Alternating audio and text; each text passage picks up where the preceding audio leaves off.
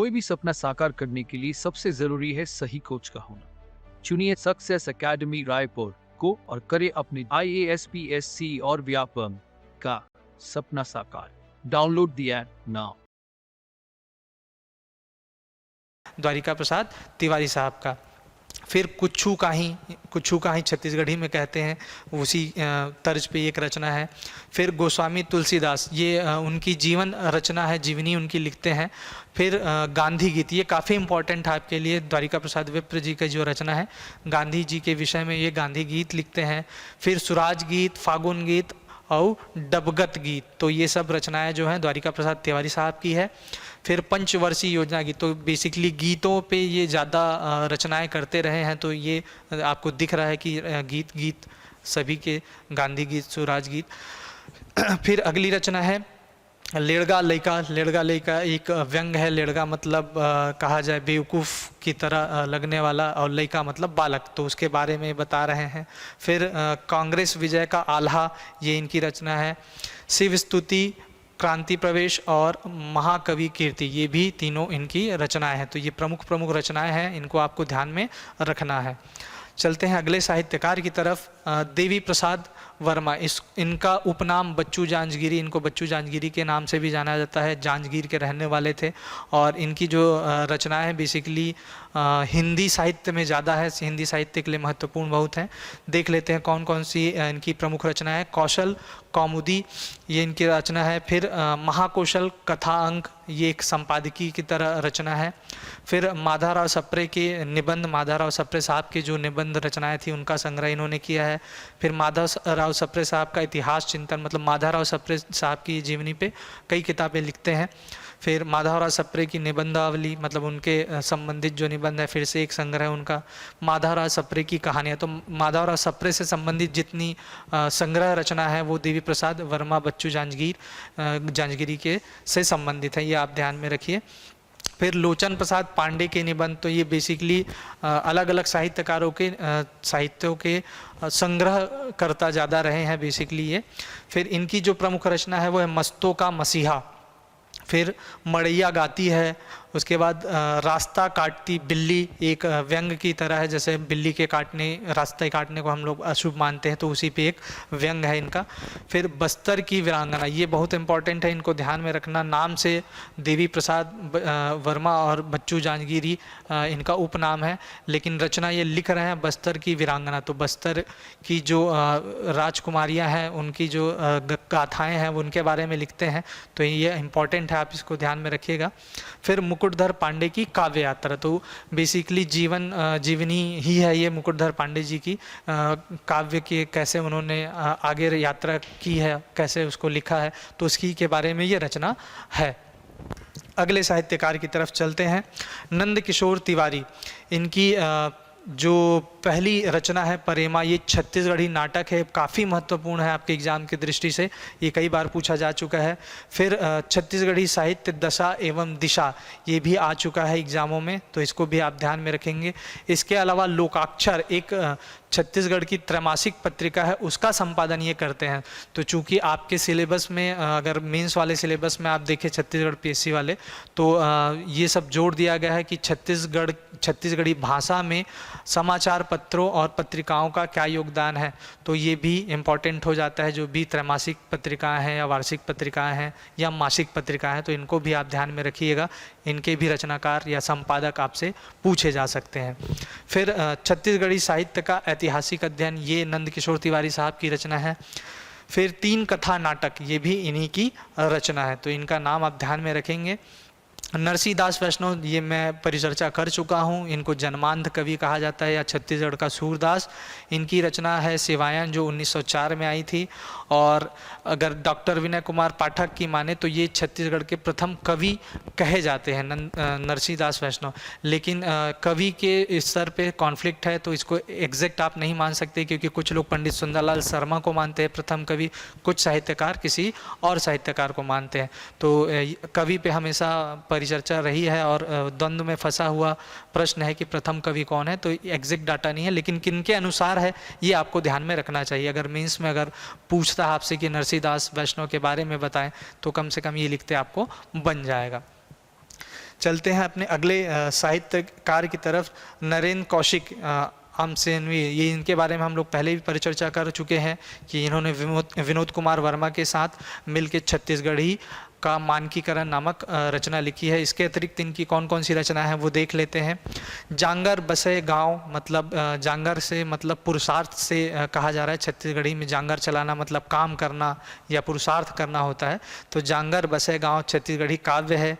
पानी ले पनियर, पनियर बेसिकली स्वाद में कोई चीज़ जब फीका हो जाता है छत्तीसगढ़ी शब्द में तो उसको पनियर कहा जाता है कि पनियर हो गया। तो पानी ले पनियर मतलब पानी ऑलमोस्ट उदासीन होता है, उसका कोई स्वाद नहीं होता। उससे भी अगर कोई फीका है तो कैसा होगा, उस पर एक परिचर्चा है, काव्य है। फिर बिहान होए के पहली, तो बिहान मतलब सुबह की बात कर रहे हैं, सुबह से पहले की ये कहानी है। फिर पहरावा जागत रह गए। फिर माटी महक गई, ये छत्तीसगढ़ी काव्य है इनकी। फिर जलाओ दीप आनंद के, ये काव्य है। और जैसे कि छत्तीसगढ़ी का मानकीकरण हम लोग जान ही रहे, विनोद कुमार वर्मा के साथ इन्होंने रचना की है। फिर चलते हैं अगले साहित्यकार की तरफ। ये काफ़ी इम्पॉर्टेंट है, डॉक्टर नरेंद्र देव वर्मा, जो कि अभी जो आपके वर्तमान मुख्यमंत्री हैं भूपेश बघेल साहब, उनके ये ससुर जी थे नरेंद्र देव वर्मा। और इन्हीं के जो लिखित गीत है अरपा पैरी के धार, वो अब आपका राज्य गीत बन गया है। तो आपके लिए इम्पॉर्टेंट हो जाते हैं इनकी रचनाएं। तो देख लीजिए कौन कौन सी इनकी रचना है। तो छत्तीसगढ़ी भाषा का उद्विकास, ये सबसे इम्पॉर्टेंट मतलब भाषा शोध ग्रंथ के हिसाब से देखा जाए तो बहुत इम्पॉर्टेंट है। इन्होंने छत्तीसगढ़ी भाषा के उद्विकास को समझाया है, विकास क्रम को समझाया है, छत्तीसगढ़ी भाषा के बारे में बहुत कुछ लिखा है इस किताब में। और ये इम्पॉर्टेंट किताब है, पीएससी रेफरेंस बुक की तरह भी इसको इस्तेमाल करती है, तो इसको आप ध्यान में रखिएगा। फिर सुबह की तलाश, ये इनका एक उपन्यास है, ये भी आपको याद रखना चाहिए। फिर अपूर्वा, ये छत्तीसगढ़ी काव्य है, कविताएं हैं इसमें छत्तीसगढ़ी। फिर छत्तीसगढ़ी गीति गुच्छ, ये भी काव्य संग्रह है। फिर एक छत्तीसगढ़ी प्रश्न है जो काफ़ी इम्पॉर्टेंट है और फेमस रचना भी है इनकी, मोला गुरु बनई लेते, मतलब मुझे गुरु बना लेते, ऐसा ये कहना चाहते हैं इस प्रश्न में। प्रश्न मतलब मजाक के तौर पे इसमें चीज़ें समझाने का प्रयास किया गया है, आप ध्यान में रखिएगा। मोला गुरु बने लेते प्रश्न है जो कि नरेंद्र देव वर्मा साहब की है। इसके अतिरिक्त अरपा पैरी की धार के रचनाकार भी यही हैं, तो इम्पॉर्टेंट हो जाते हैं, इनका नाम आप ध्यान में रखिएगा। इसके बाद इन्हीं से मिलता जुलता नाम है, कभी कभी कन्फ्यूज़न होता है आप लोगों को, तो ये यहीं पे क्लियर कर लीजिए, नरेंद्र वर्मा। तो नरेंद्र वर्मा अलग साहित्यकार हैं हमारे और नरेंद्र देव वर्मा वो अलग साहित्यकार हैं। तो दोनों के नाम में सिमिलरिटी है लेकिन कन्फ्यूज़न नहीं होना चाहिए आपको। तो नरेंद्र वर्मा साहब की कौन कौन सी रचना है वो देख लेते हैं। आनी बानी के गोठ, मतलब इधर उधर की बातें कह सकते हैं आप। आनी बानी मतलब आनी बानी की गोट, गोट मतलब बात होती है। आनी बानी की गोट, ये नरेंद्र देव वर्मा साहब की रचना है। इनकी सबसे इम्पॉर्टेंट रचना जो है थरहा। थरहा बेसिकली ऐसी रचना है, इसको कहें आप संग्रह ग्रह है, जिसमें जितने भी छत्तीसगढ़ी से संबंधित साहित्यकार हैं और उनकी किताबें जो हैं वो वहाँ पे रखी गई हैं, लिखी गई हैं। थरहा बेसिकली अगर छत्तीसगढ़ के कल्चर में देखें तो ये किसानों से संबंधित वर्ड है। थरहा बीज बोआई के समय वाला एक तदार्थ पे आता है, तो उसी तर्ज पे ये छत्तीसगढ़ी साहित्यकारों के द्वारा जो प्रकाशित पुस्तकों हैं उनकी पूरी सूची इस थरहा किताब में है। और इसके रचनाकार कौन है? नरेंद्र वर्मा साहब। फिर तब और अब, ये भी इनकी रचना है। इसके बाद आज के गोठ, ये भी इनकी रचना है। तो नरेंद्र देव वर्मा और नरेंद्र वर्मा पे कन्फ्यूज़न नहीं करना है, बिल्कुल क्लियर रखना है उनकी रचना कौन सी है, इनकी रचना कौन सी है। चलते हैं अपने अगले साहित्यकार की तरफ। ये है नारायण लाल परमार। तो नारायण लाल परमार की जो प्रमुख रचना है उसमें एक है सूरज नहीं मरे और सोने के माली। इसके अतिरिक्त जो रचना है किसान के बेटे, फिर आज़ादी के गीत, 15 अगस्त, फिर एक प्रसहन है व्यंग की तरह अक्ल बड़ी या भैंस, फिर छत्तीसगढ़ी लोक गीतों की भूमिका। तो ये सारी की सारी रचनाएं जो है नारायण लाल परमार साहब की है। और बेसिकली नारायण लाल परमार जी हैं, जैसा देख रहे हैं आज़ादी के गीत, 15 अगस्त, तो ये जो है बाल साहित्यकार हैं, बच्चों से संबंधित जो गीत या काव्य ये ज़्यादातर लिखा करते हैं। तो इनको आप ध्यान में रखेंगे ऐसे ही, नारायण लाल परमार साहब। चलिए चलते हैं अगले अपने साहित्यकार की तरफ, निरंजन महावर। तो इनकी जो रचना है छत्तीसगढ़ की शिल्पकला, इसके बाद लोक रंग छत्तीसगढ़, फिर पंडवानी। तो महाभारत की एक लोक नाट्य है, आप जानते हैं पंडवानी हमारे यहाँ चलता है। तो पंडवानी किसके द्वारा लिखा गया है? तो ये निरंजन महावर साहब। फिर परदेसी राम वर्मा जी की तरफ चलते हैं, अगले साहित्यकार। इनकी प्रमुख रचना है आवा। फिर मैं बैला नोह, ये छत्तीसगढ़ी नाटक है। मैं बैला, बैला मतलब बैल से संदर्भित है, और ये कहना चाह रहे हैं इस नाटक के माध्यम से कि मैं बैल नहीं हूँ या मैं बेवकूफ़ नहीं हूँ। यही इस नाटक का तदार्थ है। फिर मेरा छत्तीसगढ़, ये इनकी रचना है। फिर जतन, जतन एक कहानी संग्रह है, इसमें बहुत सी कहानियों का संग्रह है। जतन आप अगर छत्तीसगढ़ी शब्द में कहें तो जतन दे मतलब इसको सुरक्षित कर देना होता है, जतन का मतलब सुरक्षा से है। तो ये क्या है? छत्तीसगढ़ी कहानियों का संग्रह है जतन। और ये किनकी रचना है? तो परदेसी राम वर्मा साहब की।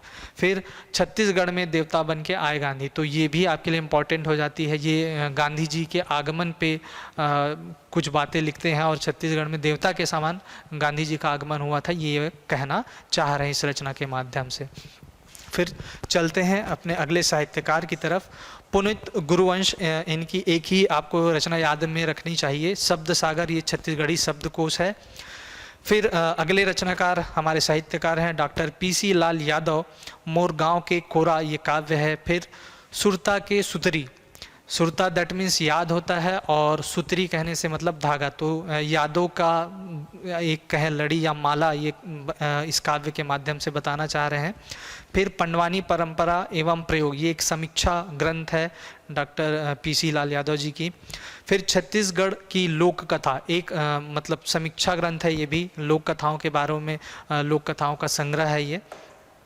इसके बाद चलते हैं प्रबंधन शास्त्री, इनकी रचना है छत्तीसगढ़ी रामायण। ये आपको ध्यान में रखना है, ये महाकाव्य है।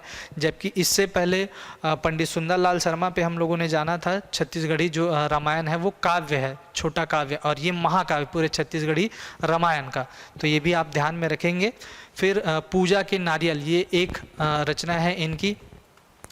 इसके बाद चलते हैं अपने अगले साहित्यकार की तरफ, प्यारे लाल गुप्त साहब। इनकी एक प्रमुख रचना है, आपको ध्यान में रखना है, प्राचीन छत्तीसगढ़। ये कई बार पूछा जा चुका है एग्जाम में, ये एक्चुअल में ऐतिहासिक संदर्भ ग्रंथ है इनका, प्राचीन छत्तीसगढ़, तो ये आप याद रखेंगे। इसके बाद लौंग लता, ये एक उपन्यास है इनका। फिर बिलासपुर वैभव, ये भी प्यारे लाल गुप्त द्वारा लिखित रचना है। फिर ग्रीस का सुधार, ग्रीस बेसिकली यूरोपियन कंट्री है, उसी के जो सुधार आंदोलन जो हुए थे उस पे ये कहानी लिखते हैं, ग्रीस का सुधार। फिर फ्रांस राज्य क्रांति का इतिहास, तो फ्रांस की क्रांति पे भी इन्होंने एक कहानी लिखी है।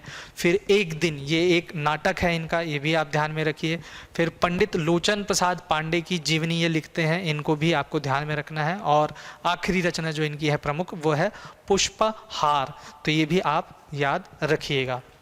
चलते हैं अगले साहित्यकार की तरफ, डॉक्टर बलदेव। डॉक्टर बलदेव जी बेसिकली रायगढ़ से संबंधित है, और इन्होंने रायगढ़ से संबंधित बहुत सी रचनाएं की हैं। देख लेते हैं इनकी कौन कौन सी रचनाएं हैं। तो रायगढ़ का सांस्कृतिक वैभव, फिर रायगढ़ कथक, ये काफ़ी इंपॉर्टेंट हो जाता है।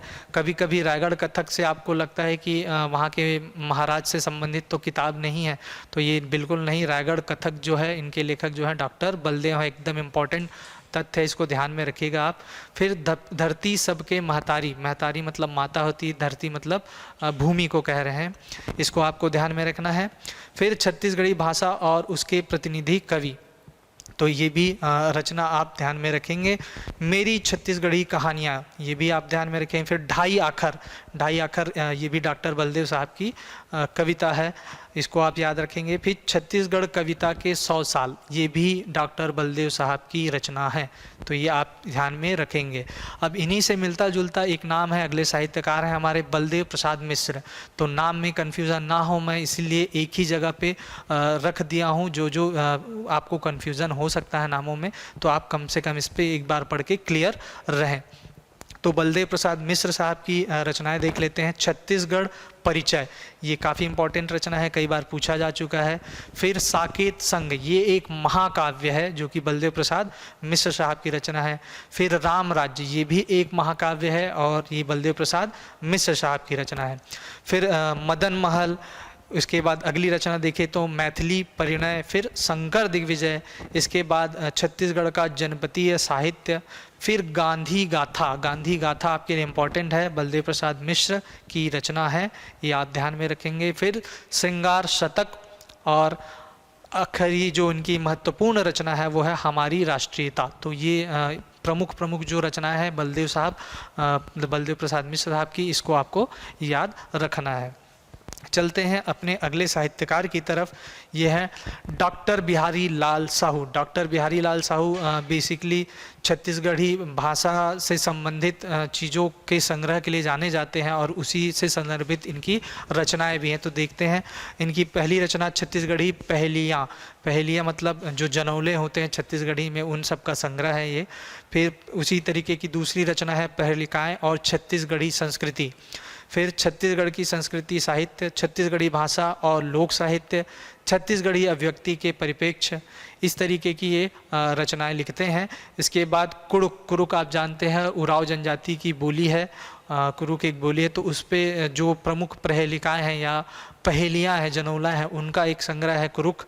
फिर सूरज पोटारिस अंधियार। तो सूरज मतलब सूरज को कहा जा रहा है, पोटारिस मतलब गले लगना होता है छत्तीसगढ़ी में, और अंधियार मतलब अंधेला। तो कुछ ये कहानी है उस तदार्थ पे, सूरज पोटारिस अंधियार। इसके बाद अगले साहित्यकार की तरफ चलते हैं, बुद्धराम यादव। तो इनकी प्रमुख रचनाएं आप देख पा रहे होंगे, गांव कहाँ सूर्यावत है। सूर्याना मतलब होता है याद करना या मनन करना, छत्तीसगढ़ी शब्द है सूर्याना। तो ये काव्य है, काव्य रचना है उनकी। फिर मनुख मोर के रखवारी, मनुख मोल के रखवारी, ये भी काव्य है। फिर अचरा के माया, अचरा मतलब आंचल होता है, माँ का आंचल जैसे कहते हैं। अचरा के माया, माया मतलब प्यार या प्रेम होता है, तो छत्तीसगढ़ी काव्य है बेसिकली ये भी। और चकमक चिंगारी भरे, ये भी छत्तीसगढ़ी काव्य है जो कि बुद्धराम यादव साहब की है। फिर चलते हैं अगले साहित्यकार की तरफ, ये है ब्रजलाल शुक्ल, उन्हीं से मिलता जुलता नाम, तो इनको भी ध्यान में रखिएगा। इनकी प्रमुख रचनाएं हैं चंदा उए आकाशमा, मतलब चंदा से चंद्रमा को इंगित किया जा रहा है। उए मतलब होता है उगना या उभरना, और आकाश से आसमान का तदार्थ लिया गया छत्तीसगढ़ी शब्द है। फिर बेटी बिदा, इसी की बात मैं कह रहा था, बेटी के बिदा एक अलग रचना है, उसके रचनाकार अलग हैं, और बेटी बिदा जो है ब्रजलाल शुक्ल साहब की है। तो ये आप ध्यान में रखेंगे, इंपॉर्टेंट है, कंफ्यूज कर सकता है आपको एग्जाम में अगर आए बेटी के बिदा और बेटी बिदा में, तो ये आप यहीं पे इसको याद रखिए, इम्पॉर्टेंट है ये। फिर सुकुआ, ये इनकी रचना है। सबरी सत्कार, जो कि राम जी के आगमन से संबंधित है। हम जैसा मानते हैं कि सबरी आश्रम छत्तीसगढ़ में था और सबरी जी ने जो सत्कार किया था राम का, तो उसी पे संदर्भित ये रचना है। फिर किशन कन्हैया, ये भी ब्रजलाल शुक्ल साहब की रचना है। इसके बाद अगले साहित्यकार की तरफ चलते हैं, ये है भगत सिंह सोनी साहब। इनकी है रहचुली एक रचना, और नहीं बनना चाहता था कवि, ये काफ़ी इम्पोर्टेंट है, मतलब एक विचार रचना है, विचार ग्रंथ है इनका, नहीं बनना चाहता था कवि। तो ये भगत सिंह सोनी साहब का है, इनको ध्यान में रखिएगा।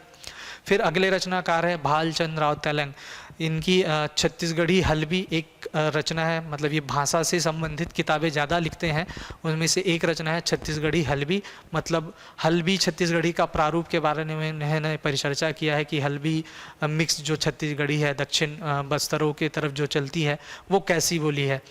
उसके बाद भतरी बोलियों में भाषा वैज्ञानिक अध्ययन, ये मतलब ये पूरा का पूरा किताब इनकी एक रिसर्च किताब है, मतलब शोध ग्रंथ आप कह सकते हैं, छत्तीसगढ़ी हलबी भतरी बोलियों में भाषा का वैज्ञानिक अध्ययन। तो ये भालचंद्र राव तेलंग जी की किताब है, इसको आप ध्यान में रखिएगा। चलते हैं अपने अगले साहित्यकार की तरफ, डॉक्टर मन्नूलाल यदू। इनका नाम अभी हाल ही में काफ़ी हाईलाइटेड था, इसको आप ध्यान में रखिएगा। जो हम राम वन गमन पथ की बात कर रहे हैं छत्तीसगढ़ में, तो छत्तीसगढ़ के जो प्रारंभिक चरण में जो 9 प्रमुख स्थल उठाए गए हैं, तो इन स्थलों का जो संदर्भ ग्रंथ है उनमें से एक ग्रंथ डॉक्टर मन्नूलाल यदू साहब का है, तो उन्हीं की रचना है, इसको ध्यान में रखिएगा। छत्तीसगढ़ी की रामायण, ये शोध ग्रंथ है इससे संदर्भित। उसके बाद छत्तीसगढ़ की रामायण बालकांड, ये भी मन्नूलाल यादव साहब की किताब है। फिर छत्तीसगढ़ की रामायण दंडकारण्य कांड, तो ये सब देख रहे हैं कि राम जी से संबंधित ये किताबें ज़्यादा लिख रहे हैं, शोध ग्रंथ वगैरह। छत्तीसगढ़ श्री राम की कर्मभूमि अगली रचना उनकी। फिर राम वन गमन, तो इन्हीं सब को देखते हुए जो आपके वर्तमान सरकार ने है, इन्हीं की किताबों से रेफरेंस लेके उन स्थलों का चयन किया है, तो इनका नाम आप बिल्कुल याद रखिएगा। फिर अगले साहित्यकार की तरफ चलते हैं, महावीर अग्रवाल साहब। तो इनके प्रमुख रचना है छत्तीसगढ़ के नक्षत्र।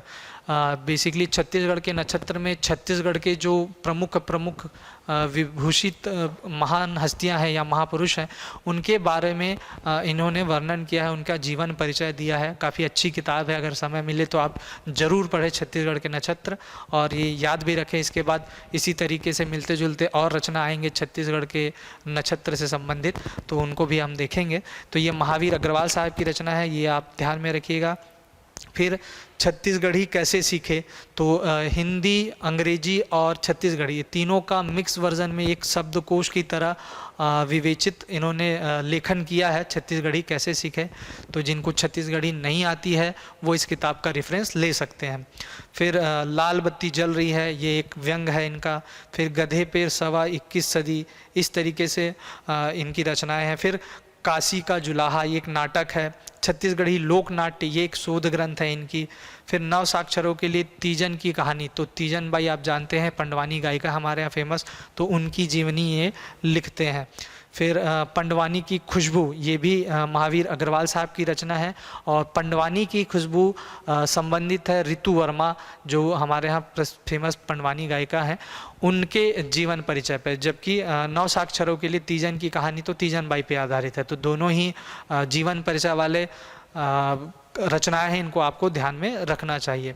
इसके अलावा एक साहित्यिक पत्रिका है सापेक्ष, इसका ये लगातार 31 सालों से, पिछले 31 सालों से संपादन कर रहे हैं। तो पत्रिकाओं को भी आपको ध्यान में रखना है कि कौन सी पत्रिका किनके द्वारा संपादित है।